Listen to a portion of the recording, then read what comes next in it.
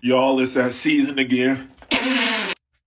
Is this you every allergy season? You get a runny nose, congestion, stuffy. It is not fun. You're running to the store, you're trying all sorts of over the counter medications to try to get your symptoms better, but nothing's working. What do you do next?